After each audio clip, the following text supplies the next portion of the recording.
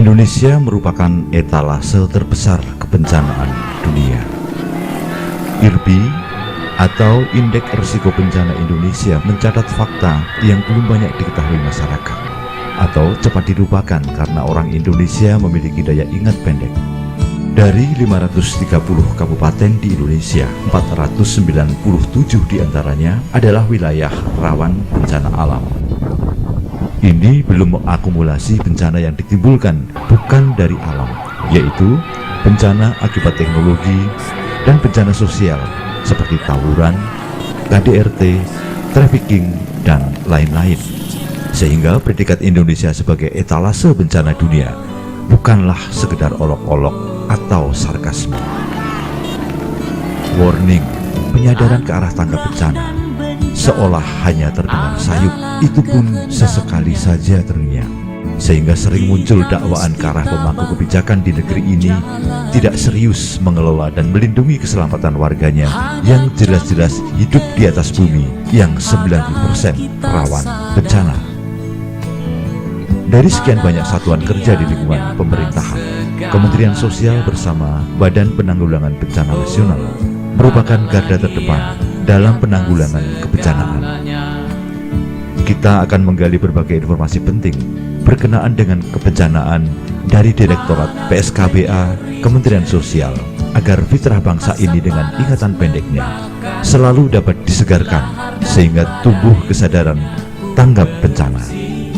Kata pepatah, lebih baik mencegah ketimbang mengobati, karena mengobati akibat bencana jauh lebih sulit, rumit, dan tak terkirakan mahalnya.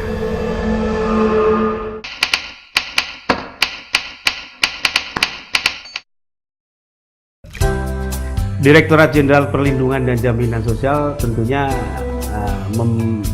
melaksanakan tugas dan fungsi sebagian dari tugas Kementerian Sosial.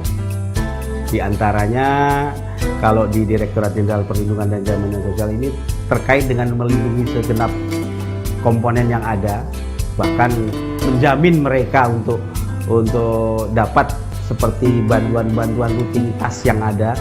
Nah, tentunya Ditjen Perlindungan dan Jaminan Sosial ini lebih memfokuskan kepada, kalau di kami ada 5 direktorat ya, 5 direktorat. Di antaranya 1 Direktorat Jaminan Sosial.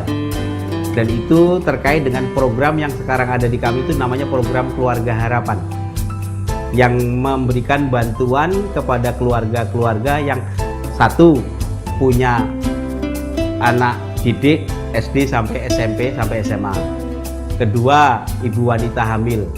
Jadi yang masih seperti itu akan kita bantu agar dalam proses 6 tahun sampai sekian tahun dia bisa merecovery, minimal anaknya itu bisa tidak ikut kepada kondisi-kondisi yang terpuruk. Itu di Direktorat Jaminan Kesehatan Sosial yang sampai dengan saat ini pemerintah sudah menggulirkan 3 juta peserta program Keluarga Harapan di seluruh Indonesia. Memang keinginannya pengennya semua Pak gitu. Yang kedua Direktorat Perlindungan Sosial Korban Bencana Sosial. Di situ ada yang namanya korban-korban konflik, korban-korban yang sekarang mungkin kalau seandainya ada itu ya tawuran-tawuran, itu kan juga menjadi bagian yang tentunya ini hanya menurut undang-undang itu tidak di bawah naungan langsung BPNPB, tapi dia punya undang-undang sendiri, Undang-Undang Nomor 7 tentang penanganan konflik sosial, yang salah satunya direktorat ini sama dengan bencana alam itu melakukan perlindungan sosial bagi mereka yang korban-korban konflik itu. Makanya Tagana juga ikut di situ sebenarnya. Pada saat dia terjadi misalkan konflik seperti di Sampang, seperti konflik yang kemarin dulu di kerusuhan, kita melakukan pertolongan kepada mereka itu bukan hanya sekedar psikososial saja, tapi juga melaksanakan kebutuhan dasarnya. Sama lah, Tagana kan juga begitu, menyelenggarakan dapur umum, memberikan logistik, ini sama. Intinya melindungi. Jangan sampai istilahnya kebutuhan dasar itu terbengkalai. Intinya di situ. Itu di bencana sosial. Ditambah bencana sosial itu juga ada contoh, misalkan mungkin menangani orang terlantar, kebakaran. Contoh seperti manusia perahu kemarin. manusia perahu, itu kan juga banyak.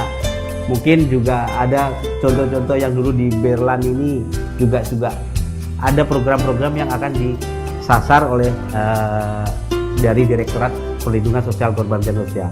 Di samping itu